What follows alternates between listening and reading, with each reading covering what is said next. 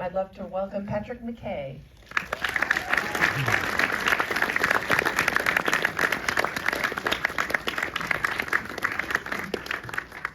And fellow showrunner, J.D. Payne.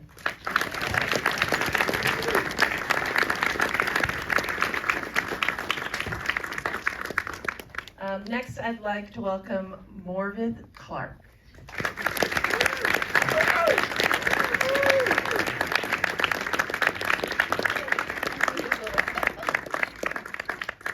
And finally, Charlie Vickers.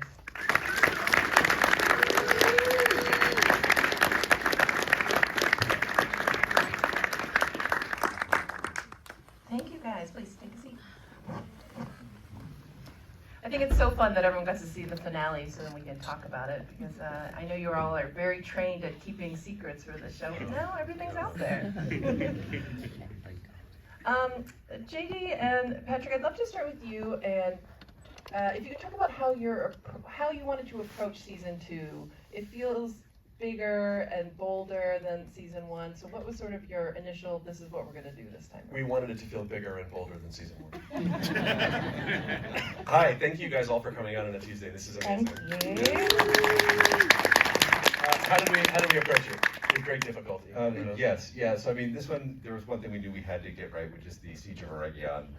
This is the season in which we're going to be forging the rings, and that's why you do a show set in the Second Age, is because you want to go back and see the forging of the Seven, the forging of the Nine, and really that relationship between the amazing Charlie Edwards, who plays Celebrimbor, and Charlie Vickers, Sauron, was at the core spine dramatically of what we knew that the season had to get right.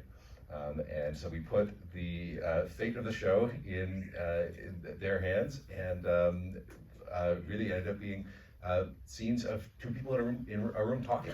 And I think we kept 99% of what we shot because they were captivating. Charlie, tell me about your approach to those scenes.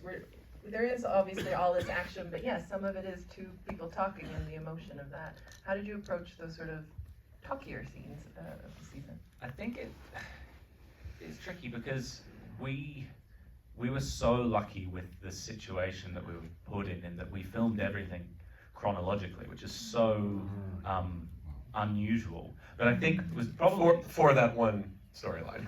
yeah, exactly.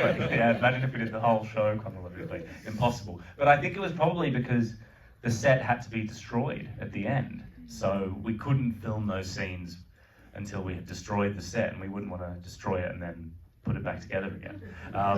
But so Charlie and I, we just had the perfect circumstances to play, and it kind of felt like a play. And Charlie is such an esteemed theatre actor in the UK that it was kind of amazing to watch him work, and for us to be able to explore this dynamic. And I mean, we both approached it by doing as much work as we could, but then he has this real skill of creating levity, and the material was so dark and all-encompassing and very heavy. I mean, I'm literally torturing him by the end of it, but we still managed to maintain a really light atmosphere in between. Well, I wasn't expecting to find it so funny. There are funny moments, Yeah. That's for sure. Intentional or not intentional. But it was a wonderful experience. It really was. And Morfydd, Galadriel she's different this season. Now that she's realized who Sauron is, she starts out very different. Can you tell me how your approach changed playing the character?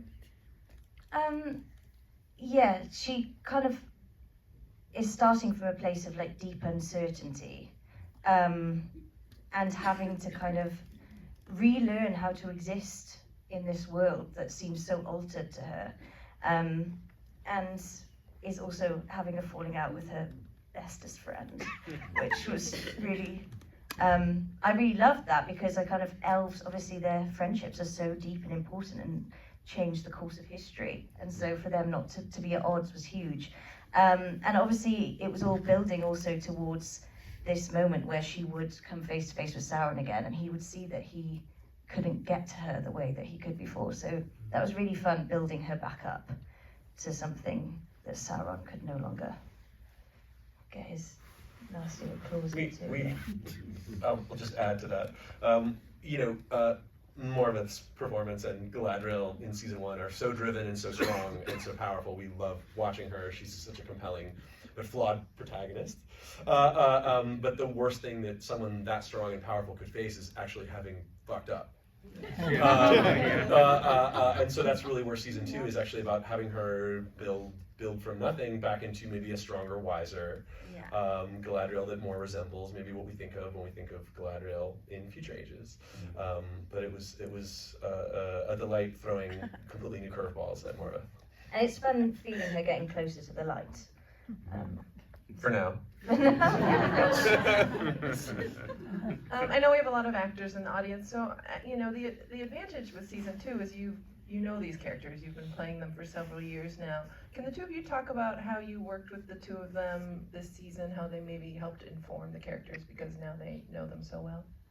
Well, I think it starts in the writing when we're very fortunate to have their voices and their embodiments of the characters just in our minds from day one, and it's such a comforting, amazing thing as a writer when you know that you can hand the music to a Stradivarius. With each of these actors, Tolkien's language is not easy. It's not a modern dialect that you can just sort of, kind of come in off the street and just, kind of be able to live through.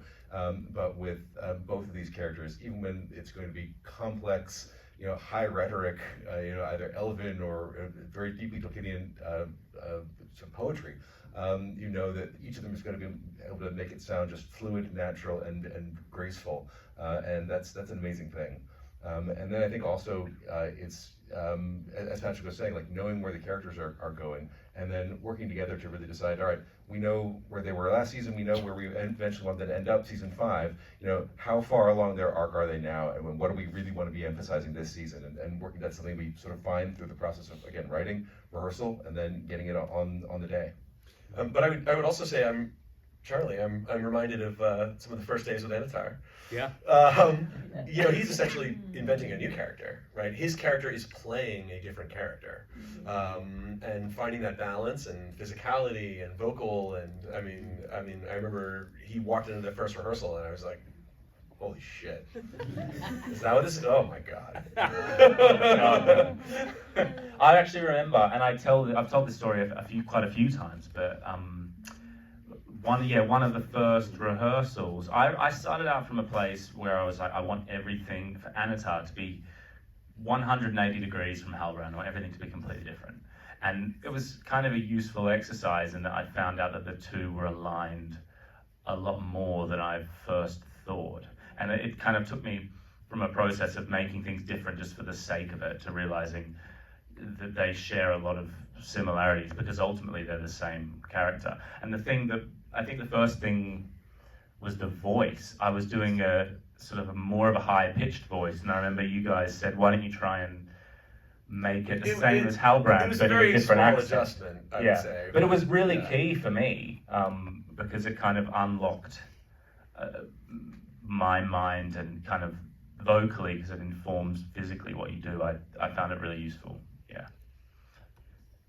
How much freer do you feel now that the deception of season 1 is gone?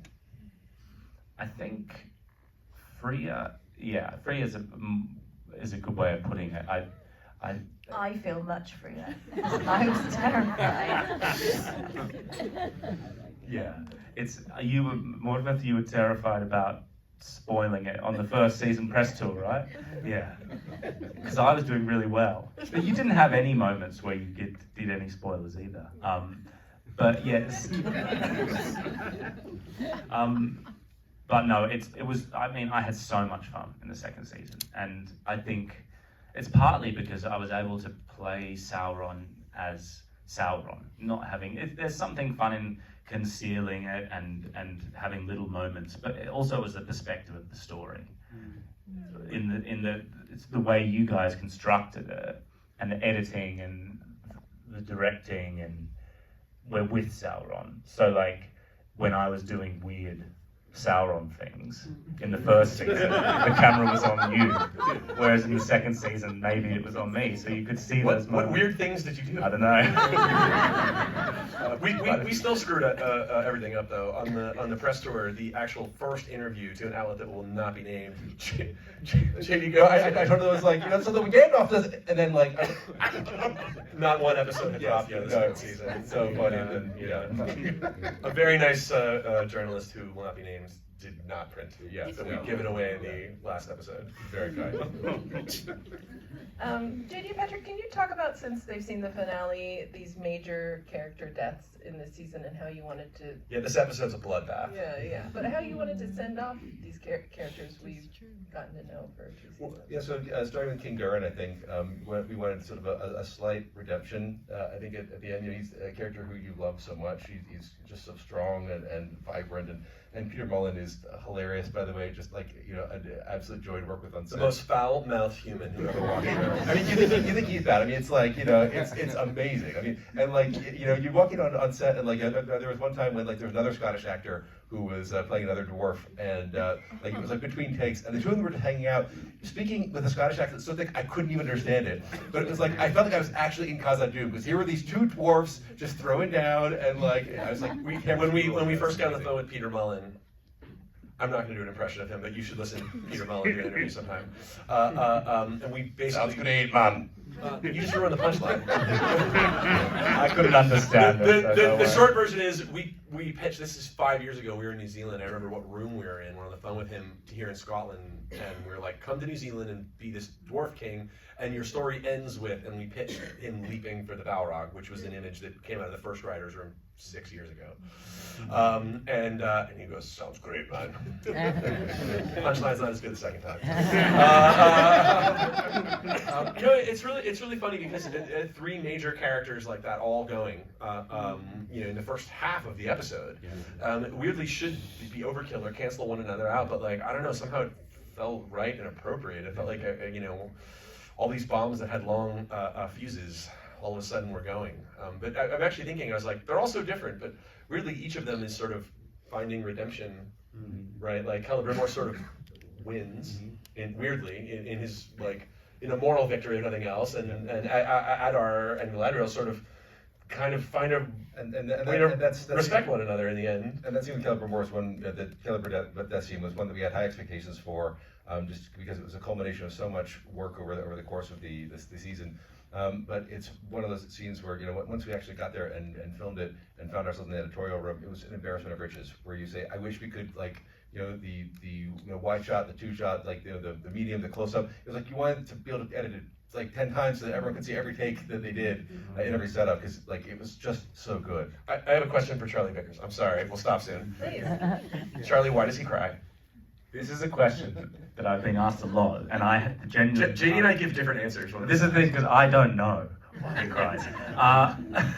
It's one of those things where, you put a whole bunch of stuff into the melting pot, right, of the scene when you're preparing, and then you do it and something happens, and you can't really explain it, but then you have to explain it, because people are curious. So, in hindsight, maybe there's a whole bunch of things at play, right? I think he has formed this bond with Celebrimbor, and who's a craftsman, and we can't underestimate how long, thousands of years, Sauron has been searching for a way to bring this idea to life, a power not of the flesh but over flesh. Finally, he's met this guy. They have so much potential in a working relationship, and then he kills him. But also, he needs him in that moment because he needs to find out where the Nine are, and Celebrimbor has spat these insults at him, which have kind of meant that he loses control, and that is so not Sauron. Everything that Sauron is about is control and order, and For the record, you just answered both JD and my answer to this question. Oh, really? You combined them into one.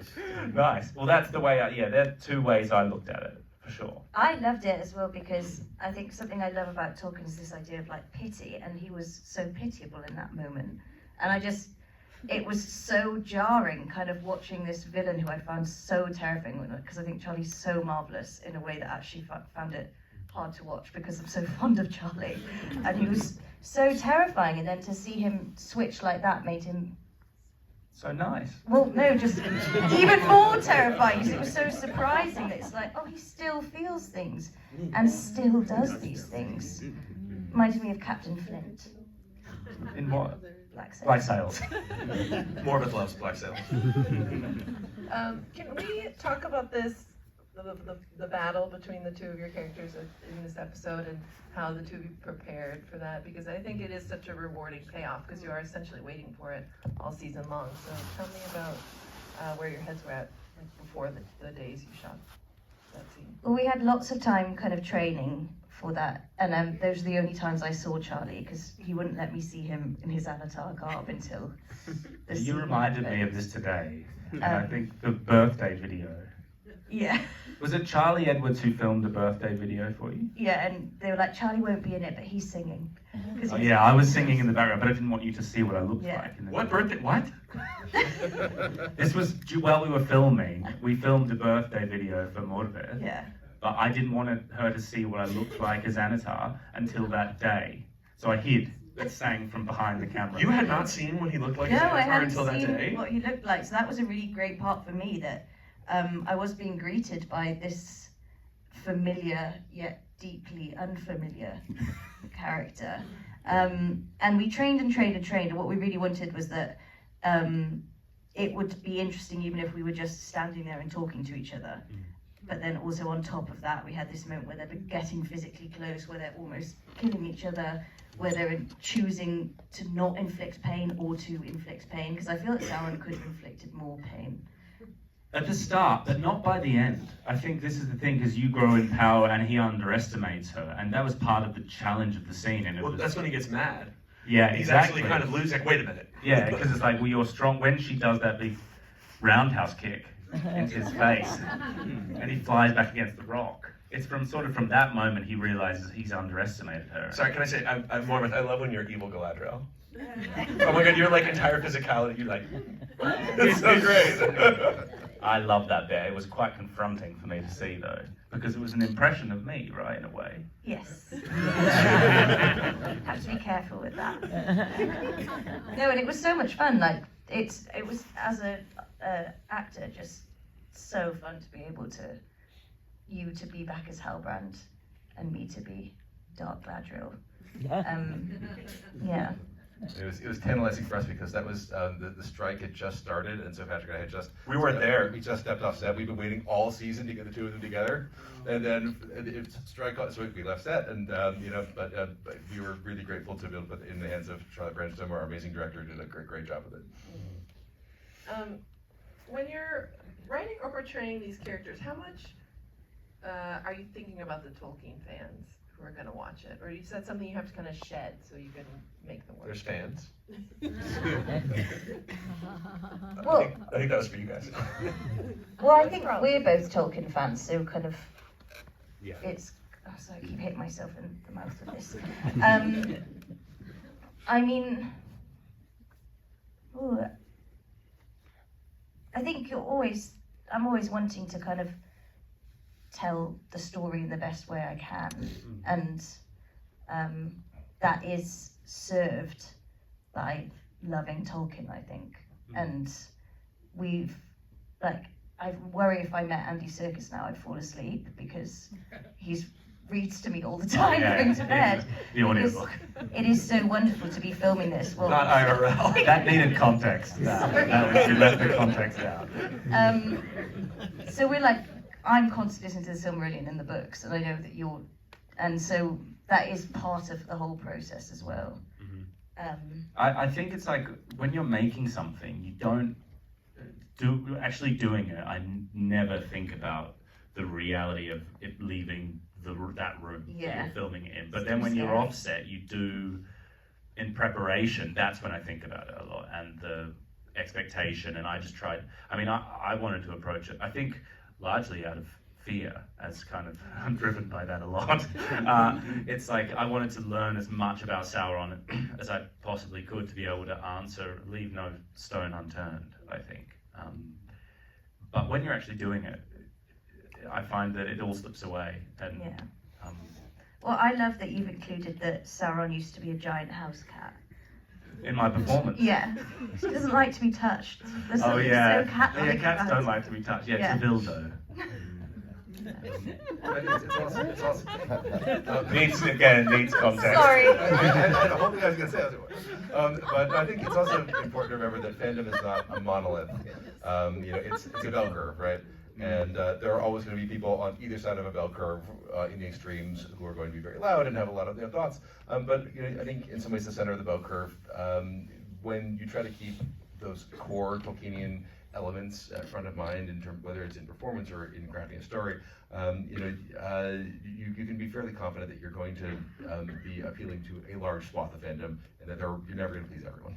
We're our own biggest critics. As Morfydd said, we love this material. We love Middle Earth. We love Lord of the Rings. That's why we have all spent 5 or 6 years doing this together, building this crazy family and traveling around the world and making this insanely ambitious show. And I think all of us just want it to be great, and it's never going to be good enough. And like that critical voice, creates fear and makes us work harder. And hopefully every episode is better than the last, and hopefully every season is better than the last too. And I think the bar is so insanely high when it comes to this material that you can't go wrong trying to make it better.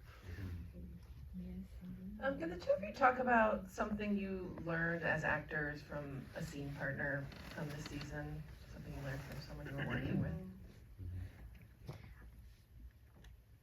It was wonderful to have that scene with Celebrimbor, so Charlie Edwards, when kind of Galadriel is accepting that she did want something that Sauron had to offer her. And just, I think as Charlie said, he's, even in that scene where he's brought so low and he's in so much pain and he's been so abused, that there was still kind of the twinkle of Celebrimbor within him. And that made it much easier for me to kind of act the scene, because I was, I'm not very good at phrasing this, but I think every time I've crossed paths with Charlie Edwards, he's made me a better actor, because he's so generous and brilliant. We love that scene, by the way. You guys are so delightful. Oh my god. We never changed the frame of it from the first cut. We're like, yep, that, okay. I had such a bad cold that day that I had to ADR all the words that I had an N in, which was a shame. For me, I mean, I've been super lucky in that I've done 2 seasons of the show, and each season has been, the first was with Morfydd and the second was with Charlie. Basically, just 2 scene partners that I did all my scenes with. And yeah, I could rave about Charlie for years, but I mean, I've said this about 5 times about Morfydd today, but it's just always a joy to work with her. And the thing that I find so amazing is you're gonna hate me saying this, but I'm gonna say it. It's like she has this outlook on the world and is like a student of humanity almost, and that you see things in people that I had never even contemplated or thought about. So it always makes me think about people in a different way. We haven't done any press together this time round, and we did a few interviews this afternoon, and already I'm thinking about all the stuff that very similar questions I've been asked for the last 4 months, but in now hearing them through Morfydd's perspective has changed how I've seen a lot of things, and it's a gift that you have. There's an enormous amount of love and affection and respect in this group. I mean, this is where it started. These 2 were auditioning and doing, oh my god, look at it. These 2 were doing, chem tests and little reads for months and months together before, anybody else was in the cast. This is kind of where we built the whole thing. So for us, this is kind of bittersweet and a little bit oh wow, we're at the end of another one of these. It's crazy. There's a lot of new characters that were introduced this season. Was there one you were especially excited for audiences to see, or that you just loved how they turned out? I think we're going to Tom Bombadil. Tom Bombadil. He's one that fans waited a long time to get to see, and Rory brings him to life with just the perfect mix of the twinkle and the sort of gravitas of the eldest. And it's something we were really excited for that to come to the screen. Yeah, and he's so, I think what I loved about this season, what you guys did as well, is that it's so anarchic and strange. as well, which is so Tolkien to me, and like Tom Bombadil kind of just, that's him. Do you have the same answer? You guys agree? Yeah, Tom B's cool. Yeah. Call him Tom B. What about Damrod? I like Damrod, the troll. Oh, the troll! Yes, yes. It's funny, the like heavy metal song that plays in an episode of Lord of the Rings, like that was a thing that Bear McCreary, our amazing composer, you know, he's like, I think there should be, yes, absolutely. He was like, I think there should be a metal song here. That's my Bear impression. And like, it probably would have been like, this guy's insane, except we've been doing it with him for long enough. We were like, okay. And then we love how it turned out. It shouldn't work, but it works. Yeah. Lots of, That's a good one. We're almost out of time, but I was curious if you could each talk to me about, when you watch this season, if there's a scene that makes you think, I can't believe we pulled that off. I can't believe that looks as good as it does. well, okay, just quickly, the two scenes that I think are relevant to this conversation that also, like, when I think about, like, what is the kind of core anchor piece, it's, I think, when you murder Charlie, and then regret it in some form, and then, oh wait, hello, Mr. Orc, and I think you and Charlie, and like her kind of admitting her mistake and her pride, and those two moments are so pivotal for all of those characters. In both cases, I think the bar was really high for what we all hope to achieve, and then our amazing actors took it to the moon, and we're just very, very lucky to have them. Yeah, I think in the Celebrimbor death scene, you know, to have someone who's been brought as low as Celebrimbor has, you know, cut off his own finger. I mean, it's awful. He's been, you know, gaslit and psychologically just wrecked. But for him to be able to rise up at the end of there and sort of prophetically declare Sauron's demise and kind of claim back some of his agency and his strength before he dies is such a powerful and difficult thing to pull off and not make it feel sort of forced. But you know, he performed it with such dignity and grace and power. And then, as Patrick was saying, the flip side of that, when you know, Charlie has this moment of reaction and just so much you're doing so much, you know, and that's another thing in terms of, like, you know, this second season is that, like, you know, season one sometimes we would maybe be guilty of overwriting something where it's like, okay, you're gonna try to get this entire monologue to explain this thing, and I think, like, you know, Charlie does more with like a single sort of like look where he's processing it, the tear rolls down, Bear comes in, he sort of swallows that, looks over that, you know, and he does more with that than any monologue ever could. And so it's so wonderful to be able to put those moments in the hands of an actor and have them just knock it out of the park like that. But then also, yes, the Celebrimbor Galadriel scene, I feel similarly passionate about, but I want to Yeah, I think episode 7, the battle sequence, is just so incredible, and I think everyone in that, like Ben, Rob, just so brilliant. Oh my God, Rob at the end. Yeah, when Tyrion doesn't come. Yeah, that's really. But I think it's you, Charlie, just looking over. We've just seen all this devastation, all this horror, and then seeing Sauron looking out at us all as if he's waiting for like a slice of toast to pop up. Just was so frightening, and that was kind of when he truly became Sauron to me. That it was like looking at this devastation and just feeling, it was just brilliant. I was excited for the end bit, I think. Yeah, that whole last sequence when everything is falling into place. I mean, as these guys were talking about, I was really excited to kill Charlie. And particularly as somehow, I don't know the story about being able to fill his body with arrows, because I imagine that was quite a complicated rights situation and stuff, because it's this canonical amazing image that is like jumps out at you in the Silmarillion, and then hoisting him up at the top of the pole. When I read that we were doing that, I was really excited. You know what's Talking not about as that for sadistic. 5 years. Yeah. You know what's really fun is when you stab her with the crown. Oh yeah. There's this close-up of you where you look so evil. It's so great.